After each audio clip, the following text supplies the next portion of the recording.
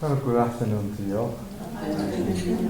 We're going to talk about letting go and letting God.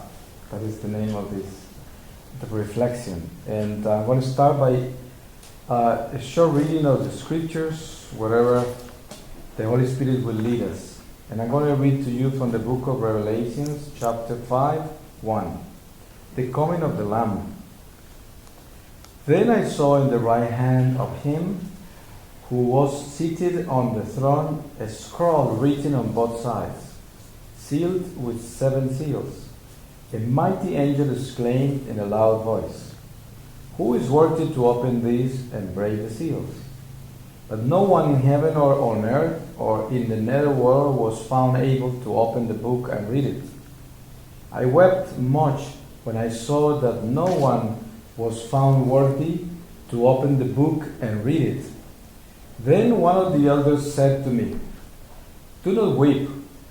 Look, the Lion of the tribe of Judah, the shoot of David, has conquered. He will open the book of the 7 seals." The word of the Lord. Thanks be to God. We hear a lot about let go and let God. And this is almost like a popular saying in many cultures around the world. And I don't know how deep have we gotten into that. It comes from a good place. It comes from Christianity. And I guess it was probably something the missionaries were using all around. And with time, it became just a saying. And it didn't at the end became the real meaning of it didn't become the mission it is a mission. Because the mission of our lives is about letting go and letting God, actually. Because it is about dying to self. That's what it means. Dying to self. It's letting go and letting God. Letting go of what? Primarily letting go of self. Because what else are you going to let go? You have to let go of self, because self is the one attached to everything. So you can say let go of material things, but what about the rest? You know, it's like if you really were to speak to a soul in purgatory, I'm sure they will be very excited to do that, because they have a lot to tell us, especially something like this. The greatest possessions we ever have are our want and desire. See, want and desire is a bigger possession than actually material possessions. And actually what we achieve in this life, the goals we achieve that were a big possession for us even before we got them, because they were something we were longing for. And we worked so hard to get them, and once we got them, we set up a new goal, because something else had to be moving us. Because we need to move on and we need to set up goals in order to stay alive, in a way. Because, you know, it takes a long time for us to depend on God. So we have to depend on a lot of goals. That's like a teaching. It's a learning. We all have to go through the school of life, learning to end up depending only on God, by initially depending of worldly and human goals. That doesn't mean that our goals are vain or bad. They are just a school. For some people are bad and worldly and superficial, and they are materialistic and selfish, but not everyone is focused on that. You know, sometimes we do have good goals. Like we do aim at good things, and those things teach us, and they are good to have, because they are our survival. We have to cling from something. But God is teaching us and leading us to depend only on Him. And that is the ultimate goal, the goal of perfection. We have to depend on God only, and not of anything else, not of self, and much less of anything else. So learning how to let go is the key of perfection. And you know how difficult it is to deal with your daily struggles and to let God take control of it. We want to be on control. And we think that if we are not on control, everything is going to just fall apart. And at the end, regardless of how much we do to try to control things will take care of themselves by the action of God at the end, because we know that it's very little we can do to change things around most of the time. Obviously, we are responsible for action. We are responsible for what God has entrusted us with. And we are responsible for our life in many ways, because we are responsible for this body, this flesh. And we have to make sure this body is a sacred temple of God. And that's why we struggle with morals. The church is a great guidance, the mother, and it teaches us how to deal with this temple of God, how to really digest what the teachings of morals. And that's why dogma is so important, because when we understand dogma, we know our limitations, and we know the boundaries, and we know what separates us from the world, and what unites us with God. That's why dogma is so important, and we have to believe in that. See, as Catholics, and as Christians in general, we know that Jesus is our Lord. And it's very important to believe that there is no other Lord but Jesus. And that alone places us in a very powerful state, the state of faith. So we have faith that Jesus is the Lord. And that alone is the most incredible power we carry. We carry the greatest power, because if you are convinced deep down inside that Jesus is Lord, then demons don't have as much power over you. All they can do is tempt you. That's all they can do, because they know you belong to Him. And there's nothing they can do to get you to belong to them. The only thing they can do is get you to make mistakes. So they can tamper with your work and your life, but they know you don't belong to them, to the demons, So, but because you are convinced that you belong to Christ, and that is an incredible power by itself, just that conviction. And so that separates us from evil.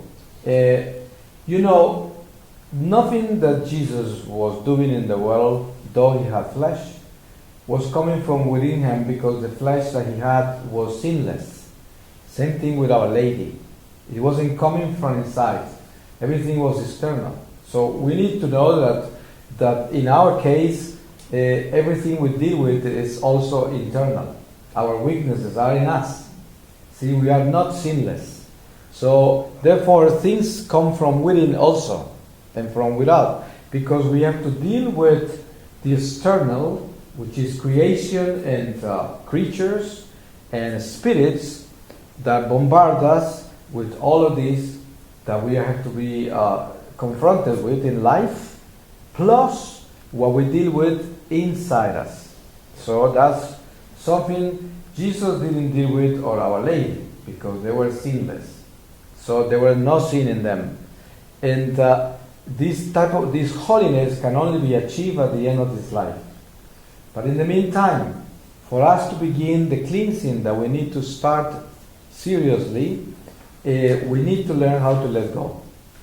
So the biggest exercise of letting go is by living a sacramental life and learning how to give God the control of our lives by consecrating to Him everything. See, when we are aware of the gift of life, like I was saying this morning in one of the reflections, we acknowledge that we are breathing, we acknowledge that we are eating to survive, to maintain this body, we acknowledge that we have a faith that feeds our soul, we acknowledge that God is providing everything. As I was saying in the reflection, referring to St. Francis of Assisi, that the biggest gift he had, and what led him into this fullness of holiness, was the acknowledgement of God being present in everything, in all of creation, all creatures, everyone. And he acknowledged that. That is such a big thing to do, because then you see God in everyone. Pagans, like Hindus, for example, they acknowledge God in everyone. Buddhists too. They bow to you because they bow to the God in you. But they see a God in everything, a different God. So the wind is a God, the rocks are a God, everything is a God. So that's what they are. But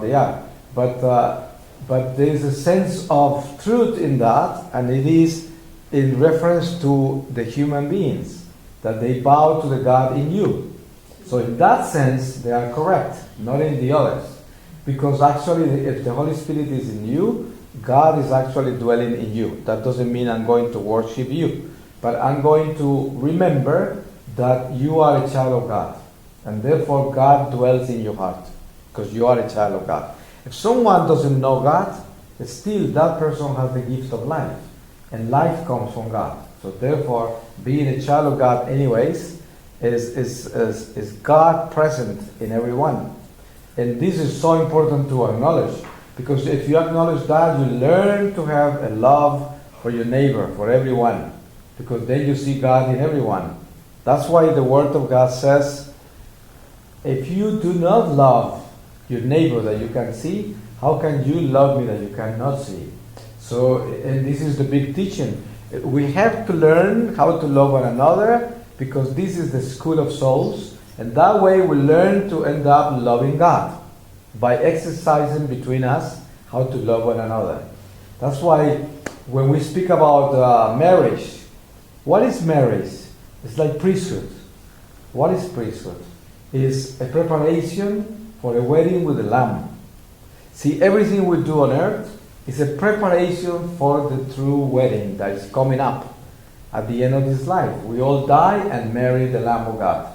If we are not ready to marry the Lamb of God, we have to be prepared in purgatory. That is if we make it. So now, this life is so precious. And the learning of letting go, let's say a marriage. How you deal with a marriage when it's so imperfect? When you have two different people. And actually, it is the greatest opportunity to sanctify yourself, to purify yourself, to release self, because you have to let go of self. Otherwise, you will not be able to stay married. So you have to forgive. Why are people together? Because they forgive each other, not just because they are so incredibly holy. It's just because they forgive each other, and they purify themselves by learning how to forgive, because they keep up with that. You see, the easy thing to do is not to forgive and just drop it. It's the easy thing to do. But the hardest thing to do is to forgive. So the test of priesthood, any commitment in life, religious life, a layman that decides to be chaste and be of God, a marriage, all of these commitments are only a preparation for the wedding with the Lamb. It's the lesson of love. So it's the lesson of learning how to let go. How do you make it in a marriage? You have to let go of self. Otherwise, you'll never make it, because if it's only me, it's me, and you offended me, and you dare to do this to me, and then you never make it. See, you have to let go, and let God take over. And that is the teaching. We have to learn this lesson. And God is insisting that we have to learn this lesson. That's why the more we embrace charity, being charitable, being a good servant, the more opportunities we have to become this action of letting go. Because in order for you to sacrifice yourself to take care of others, then the less you are. See, and the more they are. So you let them be, and you let go of self. You sacrifice yourself. Though it is painful. It's like a good nurse. Good nurses are very happy. You notice how good nurses are very happy? And they're dealing with very tough jobs, because they deal with complicated patients, and most patients are moody, are difficult, and they go through a lot of pain and a lot of problems. But good nurses, you see them always happy, because the more they give, the more God bless them. And sometimes you run into very holy nurses. See, I am fascinated by hospitals in that sense, because when you see a good doctor and a good nurse, they are happy when they are good, because they deal with so much that they sanctify themselves just by their work. Why? Because they're giving and they're supporting people in the most difficult times in their lives. When people are hurting, because health is a big issue in each one of us. If we don't have health, We are miserable, very miserable. Well, most people are miserable because they don't have money. Because money is a god for a lot of people. But a lot of people, but all of us are miserable when we are not healthy. So people that take care of our health are very important to us. So it is so important to have a good nurse and to have a good doctor. Isn't that great that when you go to a doctor, to your GP or a specialist, and they treat you with love and kindness, and they are accessible. They answer every question you have, every doubt, and they help you, they heal you, they touch you. I mean, it's so great. You walk out of there, not necessarily with your healing already, but you know you are in good hands. And that is good enough. You feel safe. And they are truthful to you. They are straightforward. They tell you exactly what it is and what they can do for you and what they cannot. And this is great. So this is a good example, a parallel example to what I'm saying about spiritual growth and about letting go. Why are they so good? Why are they giving you safety? Why do you feel so good with them? Because they're letting go of self and they are attending you, they are serving you. They forgot about them. They're just giving themselves to you. And making sure that you feel good, that you feel welcome, that you feel in good hands, that they are going to do the best for you, so they let go of themselves. And they gave you everything. And this is what life is all about. In any relationship you have, if you do that, you will attain an incredible spiritual growth. Because there is nothing at the end of this life that will be more valuable than the time you gave others with all your love, without complaining. Because that is the only money you have to show. There's nothing after this life that could be worthy of anything other than the love you gave, the service to your neighbor. That's why when we are good children and we honor parents, when we honor family and we help them regardless, some of the times our family are not grateful and they are ungrateful. And then still, if we help them and we serve them because we love them in spite of it all, that is more valuable than if they were thankful.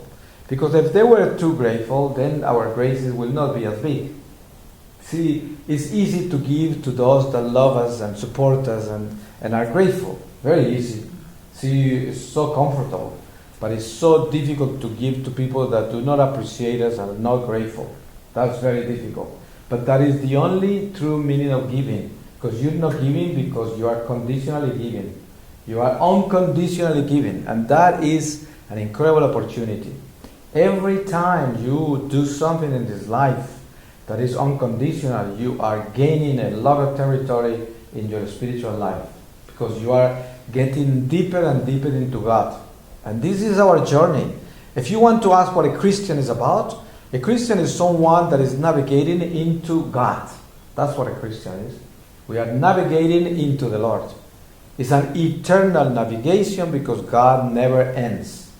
Why is it called a bliss? The glory of God, an ecstasy. Because it never ends. Imagine it's a bliss. We are continuously discovering God. Angels, saints in heaven are constantly navigating into God. And they never have the full knowledge of God and they want more. They are so thirsty for God. They don't know what God is going to do next. No one knows. See, when they see creation and they see all of us, they have no idea how God is going to act in my life in a second later. Angels don't know. And sometimes what they see in our lives, they see the path of humanity. That's why Our Lady in her apparitions warned us about how things can turn to be if we continue on these roads. That's what they do. It's not that they see in our future. They see in the future of our destination if we continue on that road. See, if we are faithful, they know we're going to end up in heaven. But if we are lost and we are not faithful, they know we're going to end up in hell. So when they come and tell you, oh, watch out, humanity is going on the wrong road, so a lot of wars are going to break up, and nature is going to go insane, and this and the other. It's not like one of these incredible prophecies. Nothing to do with that. It's just what is going to happen. Look at if you are a mother or a father and you have children, and they are teenagers and they begin to do naughty things. And so it's not difficult for you to tell them if you continue on doing that, you're going to end up in jail or you're going to be really in trouble in many ways. That it doesn't take a prophet to do that, So heaven can see that. Angels and saints can see that very easily, because they know where you're walking on. They know your tracks. They know what you're doing, so they can tell you if you go on this way, look, this is what is going to happen to you. So it's not, you don't need to see the future for that. It's that we turn into what we are walking on. It's like there is an old saying that says, "You are what you eat." See, and it's so true, because depends on your diet. That's your health. Your health depends on your diet. It's just as simple as that. So spirituality is something that you become. Your spirituality is the result of your intake. What is it that you're assimilating and digesting in your life spiritually? That is the result of your spirituality. That's what your spirituality is going to be like. See, I always give an example of a priest that taught me a very important lesson by his experience. He told me that he went to Rome and studied, I forgot if it was 2 or 4 years of spirituality. That's the name of what he studied. Spirituality. So I asked him, well, you studied all of those years of spirituality. Could you tell me if you became more spiritual after that? And he said, no, I lost my spirituality. I'm not saying that it is wrong to study spirituality, because I'm sure that the church has that teaching because it has a purpose, and I'm sure if you do it right, you probably become more spiritual at the end. In his case, he didn't. But the reason was he had a spirituality before he went to study. And then he was so intellectual, the whole teachings, and there was so little space for prayer and spiritual life that actually those studies took over, and he became just an intellectual which had nothing to do with spirituality. And then he lost a little spirituality he brought into the university. So a lot of theologians are like that. You go and study theology for a long time, and priests study for such a long time, and then at the end, when they are consecrated, they are ordained, they are not as spiritual because they spend all these years studying, and they are so intellectual, they actually, in some ways, some of them even despise religion. See, and you see sometimes priests that are so unreligious, so anti-religion, they hardly go into the sacraments, and the rest they don't want to know. Sometimes you bring an image or you want a priest to bless you holy water, and they get upset because they don't really deal with that. They don't want to deal with it because the spirit of it, they don't want to deal with. They lost that. I mean, obviously, it's not many of those, but there are some of that. And same thing happens with us. See, if you don't deal in the right way with your spirituality, with your religion, then you lose it. See, and then prayers are empty. Your relationship with God is empty because you're not dealing with the sap of it. You're not dealing with the essence of your spirituality. You're dealing with the superficiality of your needs, and that is not exactly what God wants from us. So it's very important to realize that letting go is letting go of self, because that is your biggest obstacle. Me, that is the biggest obstacle. I have to learn by letting God, and letting God is acknowledging neighbor before me. It's something you have to place everybody else in a most important place than yourself. And this is not easy to do, because most of the time we're trying to save ourselves. And you know how it is. We struggle so much to defend ourselves from so many things. You notice when you are immature, and some people stay like that forever. And sometimes you see immature 80 years old. And so when you are very immature, you fight to defend yourself for everything. You don't want to admit any mistakes. Every time they tell you, they catch you doing something you're not supposed to, you try to explain it, right? Oh, you got all the answers why you did it. And then everybody there is exhausted saying, when are you going to admit? Just say, sorry, I made a mistake. As simple as that. But no, you go around and you become, you go, all this incredible explanation why you did wrong. That's so vain. It's vanity. Has nothing to do with the truth. And you waste your life because you stop yourself from growing. And everybody knows, it's not a secret, everybody around says, well, and you still insist. So it takes a while to beat it, and to snap out of that. And then to be brave enough to say, sorry. As simple as that, it just only takes that. Imagine if somebody cuts you and say, you lied to me. Yes, I'm sorry. It's not easy to do that. Most of the time you say, why? Oh, lie? I wouldn't. It's like, and then you look as a bigger liar as time goes by, because if you try to defend that lie, you look like a big liar. Then they're going to say, they end up getting very upset with you. They lose confidence in you. And this is what happens to us in so many relationships, because we fight to defend ourselves from silly things, from things that don't make sense. When if you are courageous and if you're really fighting to grow and you want to strive for the truth in your life, the biggest opportunity in your life is to always admit you're wrong. Right away. Don't waste a second. You go say, I'm sorry. Yes, I messed up. Even if it's 100 times in a row. Doesn't matter. How many times God is allowing you to go to confession. So why are you afraid to confess to people? When God allows you to go to Him 1,000,000 times if you need to. So do the same with your neighbor. Always confess. Always say, I'm sorry. I made a mistake. And that makes you a real human. See, you become a reliable human being. You see, the biggest problem you have when you do not admit your flaws is that you are untrustworthy, right? How could I trust you if you're always fighting to justify yourself? I'd be very insecure with you because I know you're lying and I know you will cover up everything. So I said, well, there are certain things in life I couldn't trust this person with because it will make me look really bad. It's going to blow it. It's going to do something wrong in front of everybody. So it's someone you cannot trust until they get that straightened. And it's so important because that means let go of self. And then you stop fighting to defend yourself. Most of the arguments between couples, between parents and children, between friends, most arguments are because you don't want to let go. See, and you want to defend your territory. A lot of marriages are broken down because of onions sometimes. A discussion of onions in the kitchen. Yeah? I don't want onions in my soup.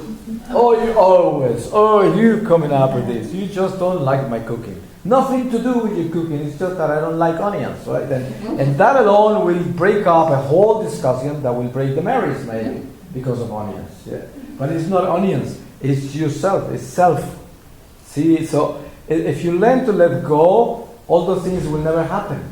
Because if you're humble enough, so what is the big deal? You don't want onions? Okay, I don't put onions in your soup. That's fine with me. So it's easy. And we don't deal like that. We are not that simple. We just try to do something else because we try to defend ourselves. You notice even a child that is very little is already defending his territory. You see a child is really upset because they're trying to give him more milk, right? And he's fighting already, slapping mother because doesn't want any more milk. And it's going like that. It's nature, it's human nature. I defend my ground. And obviously, we have to defend our ground for self-preservation. We have to really be careful as to how we protect ourselves. But that's one thing. But the other thing is to stand your ground on the wrong foot. Meaning, you don't defend yourself where you don't have to. Because that is what turns you into a stubborn human being and someone that is selfish. And that's why we have to know what is it that we're defending and what kind of ground are we protecting. Because otherwise we might be just protecting self because we don't want to be touched by anyone. We don't want to be told by anyone what to do. And we don't want to sacrifice our space. with anybody. They have to make sure they sacrifice themselves, but don't get me to sacrifice anything. Because I am the one that has to receive, and you are the giver. And a lot of relationships are like that. I take, and take.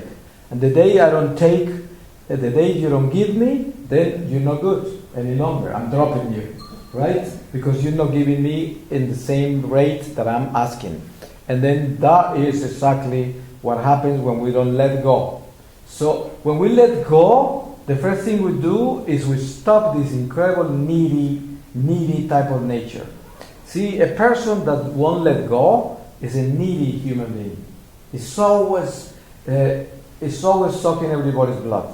It's always there taking from everybody. So it's a susceptible human being. So easy to be offended. You know how some people you could offend with nothing? You almost have to walk around then as walking on glass, because everything you do, it will just make them mad, If you go too fast like this, oh, there you go. Oh, and then everything you do will upset them. People are like that sometimes. They are so susceptible, because that's not sensible. See, I wish it would be sensible. It is susceptible, right? It's something that has to do with selfishness. It's something so egotistical that it has to do with a big self. So people that are like that are too big. They don't fit anywhere. They occupy too much space everywhere they go. And you don't know how to treat them. So because they haven't let go a thing about themselves. They are too big. And you see, one of the biggest and most beautiful achievements in your life as a human being is to become so humble and little. It's not easy. See, people that are really humble, little, they are almost like invisible. And you notice, people that are that simple, they don't occupy much space. They really don't. See, they are there, but they don't even take the space where they are, because they are so simple, to the point where they are mostly ignored by most everyone. And it doesn't matter to them, because they are not there to be acknowledged. They acknowledge everyone, but they don't look to be acknowledged themselves, because they let go of self. So they become so small. Look at St. Joseph and even St. Francis. Those saints are so incredibly humble that you hardly even remember them in the church. You come to all these Franciscan convents and monasteries and the Franciscan communities around the world, and a lot of the Franciscans don't really know much about St. Francis. But they know a lot about San Antonio of Padua, and they know a lot about Padre Pio, they know a lot about all the Franciscan saints. You ask them about St. Francis and they go, yeah, he is stigmata, and he is the founder of the order, very humble and incredibly holy. That's it, it goes as far as that. And I say there's so much about him. What about St. Joseph? St. Joseph, hardly anybody knows anything about him, or St. Joseph. Imagine how large the presence of St. Joseph is in our faith. I mean, St. Joseph spent all these incredible years with Jesus, and by himself and with Mary, just the two of them with Jesus. You cannot even imagine all the things that happened between them. Things that nobody ever lived with Jesus, only them, more than anyone, because everybody else only had 3 years of Jesus. They had 30 years with him. Obviously, St. Joseph died before his public life. I don't know how long before, but he spent a long time with Jesus alone. But St. Joseph is a very important figure in our traditions, in our history, Christian history. But look how small he is spiritually. Very small saint. But that doesn't mean he's small in heaven. He's a giant in heaven. And same thing with St. Francis. Those are large saints, and they are so little amongst us. In this earthly experience, they were little, very little. And St. Teresa of the Little Flower, little known, 24 years only, lived. And look how big she is. She's a doctor of the church, such a little girl. And she never left that convent. And she's in every church around the world today. See, that is big. And it was so small when she was alive. When she was in the church, She was a little nun, insignificant nun in a convent in France. Little, insignificant. And look how gigantic she is today. And she's in every church around the world. And this is what God is asking us to do, to learn how to let go. And the way to let go is to do what the saints did, to become so small. So, how do you learn to do that? All the time make sure you find out why are you doing what you are doing. You see, a lot of people have so many problems with themselves that they will, in order to come here into this room, they will have a problem. They will have a problem because they are so conscious and aware of everyone here that they will have a problem even walking around this room because they are so conscious of self. They are so much of themselves. Some people call that shyness, but that is not shyness. That is called vanity. See, when they tell you, oh, she's so shy, you better say, oh, she's so vain.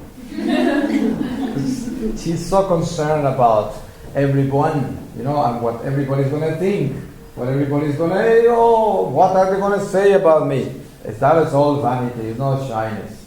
So when we empty ourselves of self, then we have no problem being among people. Then you can walk around and be free because you're little, you're nothing, and you're not pretending anything.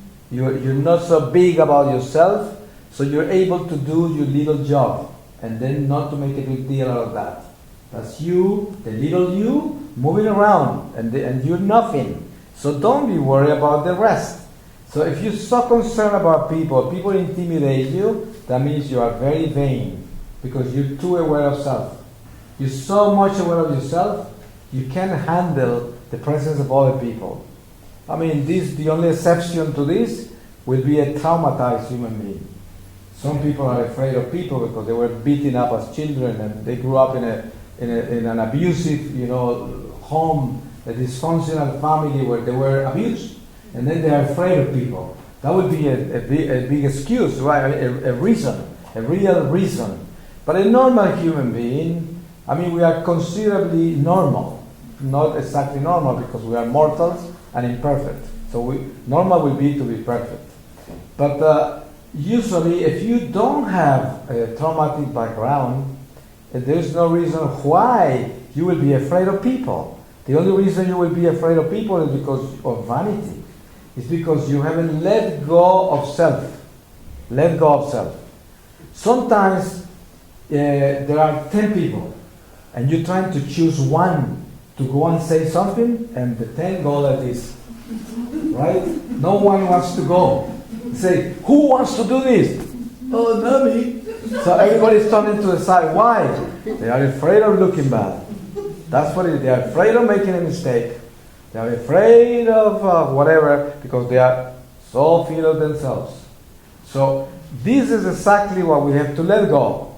We have to let go of self because that is the beginning of this spirituality. See, spirituality only begins when you are empty of self, filled with God. What is spirituality? Spirituality is spirit. Spirit, what kind of spirit? The Spirit of God, not any other spirit. There are only two spirits, the spirit of evil and the spirit of God.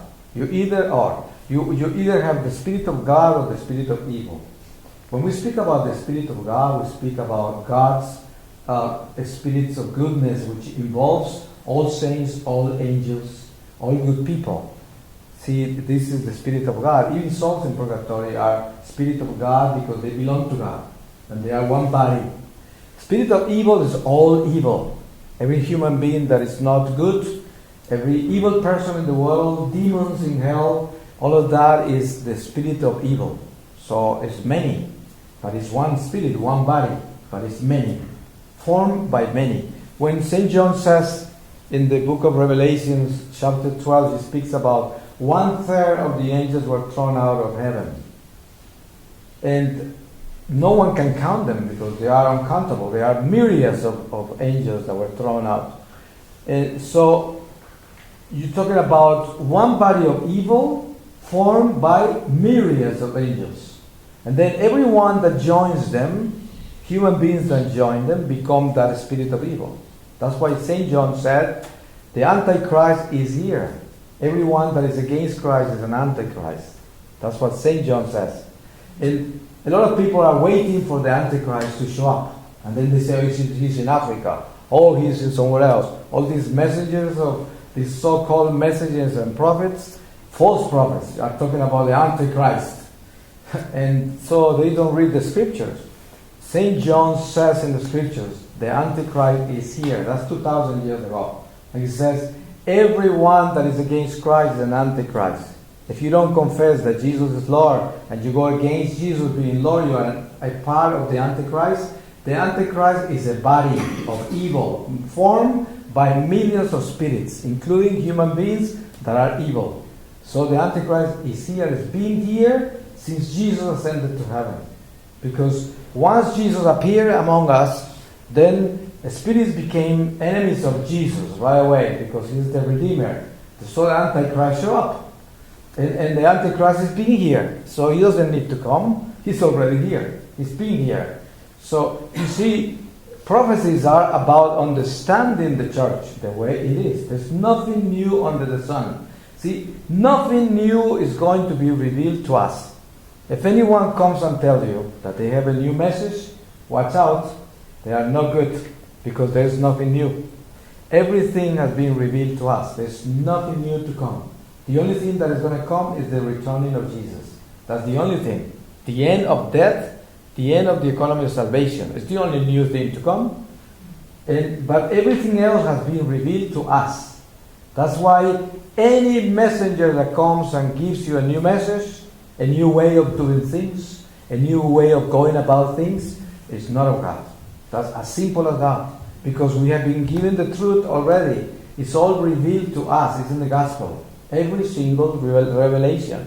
And like St. Paul says, even if an angel of God comes and tells you one word that is not within the law of God or within the teachings of the gospel, fire them. Fire him because he should be put through the fire because it's not real, it's not from God. It's demonic. So there's nothing we can change from the teachings of the church, from the teachings of the gospel, from the catechism that contains all these truths, from the revelations through the prophets and Jesus. Nothing we can change. Absolutely nothing. That is the guarantee we should look for. You know, this is the world of spirits, and St. John also teaches us that we have to make sure which spirit is speaking through whom. See, every time you know people, you meet people, make sure you know which spirit is speaking through them, even though they are Catholics or Christians. It's not a guarantee. It's not a guarantee that a priest is good. It's not a guarantee that a nun is good because she is a nun. It's not a guarantee that a layman like me is good just because I'm a layman and I am a committed layman with the church and I'm preaching and being a missionary. That's not a guarantee that I'm a good person and that I'm loyal and that what I'm saying is right. It's not a guarantee that if I invoke the name of God and come with these beautiful writings and things, then I am of God because of what I say. Oh no, you have to be sure you check this out. You have to make sure which spirit is speaking through whom. See, when I just converted and came back into the Catholic faith 15 years ago, I began to go into places discovering the church. It was all new to me.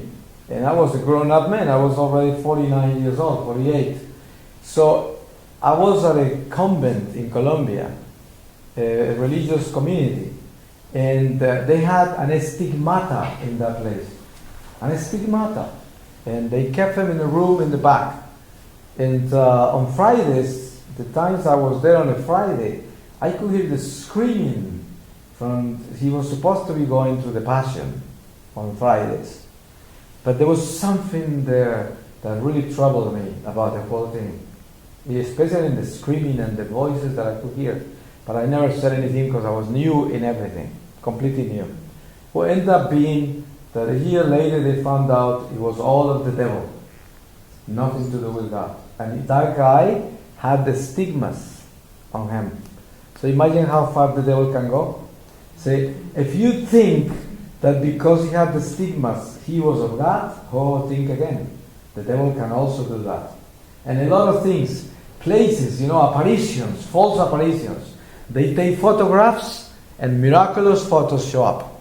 Our Lady appears, and angels appear, and all kinds of things fall on the floor of all colors and all kinds of supernatural events. And think again, a lot of those places are not of God. All of these can be produced by the devil. See, the devil is not able to create anything because he is a creature, but he's able to transform things around. He can turn this table into a guitar. See, if you're not in grace with God, I give you an example. You walk into a room of a magician. They say David Copperfield. He's a man that is consecrated, right? He has a pact, a covenant, and to the dark. So he does incredible things that are beyond basic magic. It's beyond that. So if you pay and go into his room to watch what he does, you already belong to him. So the devil is going to get you to see whatever he wants. He wants to disappear on an airplane, or you see it disappear. Because the devil is going to get you to see that. The devil is going to get you to see whatever the devil wants. So the magician is incredible, big in his tricks, because he's got behind him a big angel doing everything for him.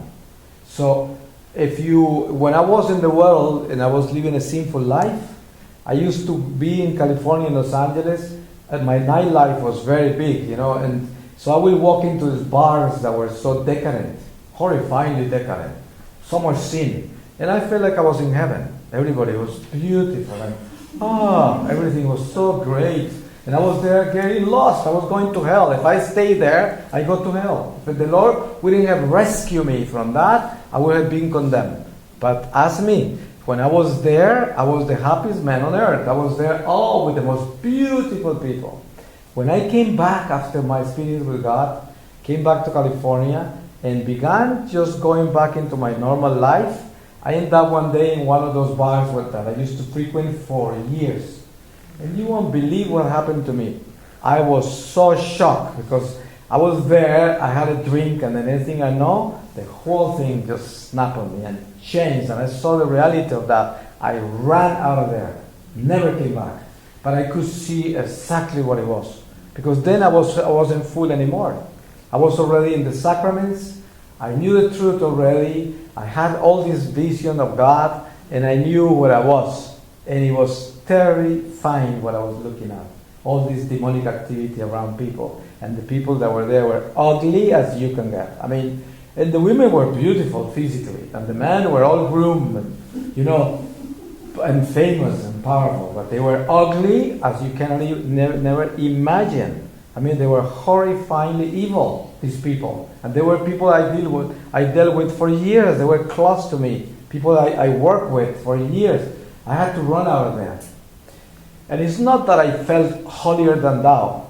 It's not that. That wasn't the feeling. The feeling was that how lost I had been all these years, and how lost they were, and how little I could do for them. There's not much I could do. I tried many times. I had to run away too, because they thought I was completely gone. They still waiting for me to land back. They think I'm going through a phase. See, so I need to go to rehab, because a lot of them fall into mystical type of things, and then they bounce back. So they think I am. So they've been waiting for a long time. So they're gonna still wait. This is very important to understand. You see, the devil is going to get you to see what he wants. So he can change this table and turn this table into a guitar. So you see, if you are really conscious of spirits and making sure you know whose spirit is speaking through whom, then you have discernment. You can never trust people just because they are Catholics or Christians and they have faith, supposedly. That's not a guarantee. You have to check that out. You have to make sure you know who they are. It's like if you read the book of the Ecclesiastes, it teaches you, all the sapiential books, they teach you that you have to learn your friends. You have to get to know them. You just don't meet people and say you know them. Oh no, you have to spend time with them and learn to know them. And then little by little, you develop a relationship and you begin to know who they are and begin to treat them and find out what they are about. And then you develop a trust with time, or you just walk away from them because maybe you find out they are not exactly right for you, and then you have to walk away. But you don't take it for granted just because they have faith, just because they speak of God. And the same thing with messages and books and revelations and things like that. Don't take it, for granted just because he reads well, just because he looks good, just because it appears to be holy. That's not a guarantee. The devil is a counterfeit. What is counterfeit is almost perfect. That's what the devil is, almost perfect. So you can be fooled 99.9.9.9%. You can be fooled. See, and that little 1% that is not there is what makes it a counterfeit. And then are you seeing that little one? Maybe not, because everything else is perfect. So you don't look at that little thing. You see how people that don't prepare to marry, they have a boyfriend or a girlfriend, and then they see this little flaw, this little thing there. And then since you are all in love and thinking about marriage, you say, oh, God, he will change, later, right? Everybody's telling them, watch out, look at this guy, look what is happening, look at this girl. Oh yeah, but that's nothing. Oh, she's so wonderful, or he's so wonderful, you won't believe. And you're looking from the outside going, he doesn't know what he's going to get into, right? And he doesn't know. We don't pay attention to these little things that turns everything into a counterfeit. See, that turns everything into the wrong thing in your life. And that's why we don't really discern spirits. And it's very important to discern spirits. I'm not trying to say that a person is evil because that person has a defect, a problem, a weakness. We all do have that. But there are certain weaknesses in people that are too big for a marriage. Too big. That they will not make it for a marriage because they are too big. So what do you do? If you walk into that, you were going to walk into the wrong thing. So what do? So this is what happens when we don't have this discernment of spirits. We have to understand that we have to be careful and make sure we know which spirit is speaking through whom. And this is what let go means. Let go means, why people make mistakes? Because they don't let go. See, then God doesn't act. God is not there. Then you take decisions without God. You didn't let go. And you didn't let God. So you made a mistake. You walk into the wrong path.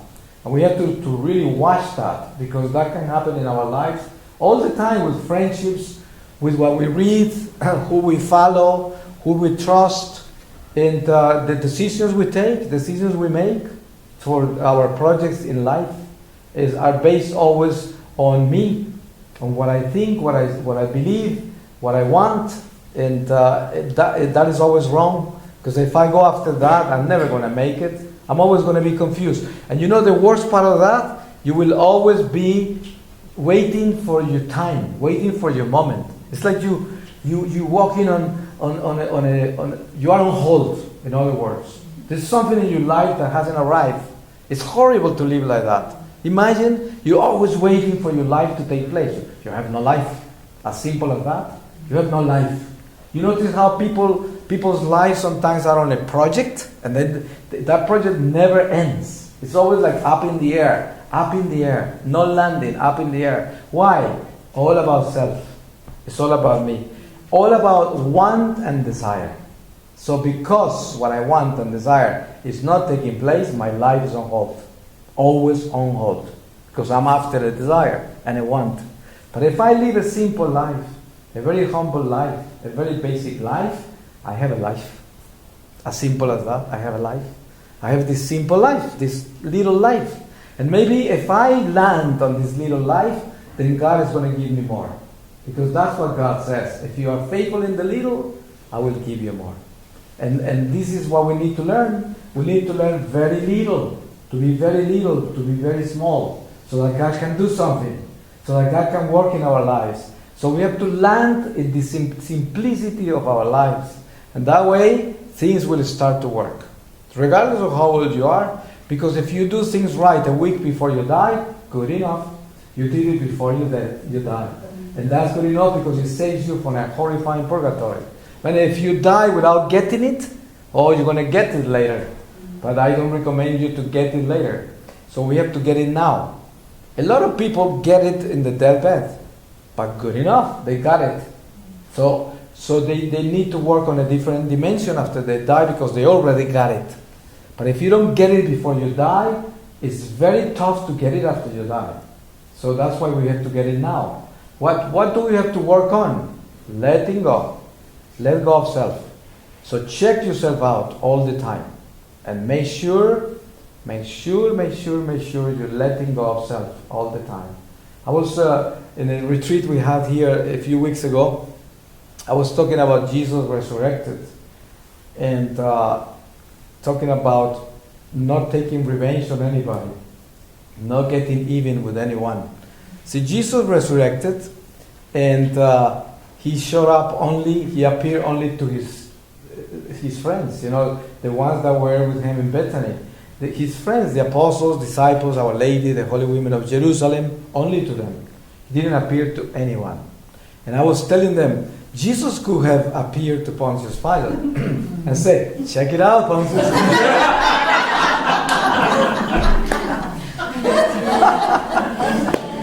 Imagine history would have been changed after that. If he appears to the Sanhedrin, hey guys, they will die of a heart attack, all of them. You see, because they cannot kill him twice. So now, this is what happens, forgiveness is not about getting even. See, forgiveness is about forgetting. Forgiving and forgetting. Jesus forgave and forgot about them. He didn't show up to get even with anybody. And that is the biggest example. He had all the power to do it, didn't do it. He didn't need to do it. And the apostles were so impacted they didn't go anywhere to tell anyone that he resurrected. Only when they received the Holy Spirit. But during those 40 days that he appeared to them so many times, no one went to the Judea to tell anyone he was resurrected. That's very curious, huh? That's very incredible that didn't happen. So today we need to understand that God wants us to let go. Let go of self. So always make sure, where are you? Are you in the middle of your life? Are you an obstacle of your own life? Is this all about you? Is everything you're doing there, I'm trying to save myself. I'm trying to see, if you're doing that, think again. Because then you are walking on the wrong path. And regardless, and you're going to find all kinds of sophisticated ways to support you. There is so much sophistication in this world to support your ego and to support your looking for your salvation, your own realization. There are treatises this big, this fat, you see, about how to teach you how to be on your own, and self-realization, how to be happy. You're going to find a lot of that. Watch out. It's not about that. It's not about that. It's about letting go. Letting go of self. So we ask God to give us the words. And we read from the Gospel of St. Matthew, chapter 21. And he says, the workers in the vineyard. This story throws light on the kingdom of heaven. A landowner went out early in the morning to hire workers for his vineyard. He agreed to pay the workers a salary of a silver coin for the day and send them to his vineyard. He went out again at about 9 in the morning, and seeing others idle in the square, he said to them, You two go to my vineyard, and I will pay you what is just. So they went. The owner went out at midday, and again at 3 in the afternoon, and he did the same. Finally, he went out at the last working hour. It was the 11th, and he saw others standing there. So he said to them, Why do you stay idle the whole day? They answered, Because no one has hired us. The master said, Go and work in my vineyard. When evening came, the owner of the vineyard said to his manager, Call the workers and pay them their wage, beginning with the last and ending with the first. Those who had come to work at the 11th hour turned up and were given a denarius each. a silver coin. When it was the turn of the first, they thought they would receive more. But they too received a denarius each. So, on receiving it, they began to grumble against the landowner. They said, "These lads hardly work an hour, yet you have treated them the same as us who had endured the day's burden and heat." The owner said to one of them, "Friend, I have not been unjust to you. Did we not agree on a denarius a day? So take what is yours and go. I want to give to the last the same as I give to you." The word of the Lord. So that's very clear, right? That's exactly what we're talking about here. It's not about how much I do. It's about doing the right thing and doing it for God. And this is what counts. And God will give us the same salary, because it's not about who's first and who's last and who did more and who came earlier or later. It's about being there in the right place. Amen. Amen.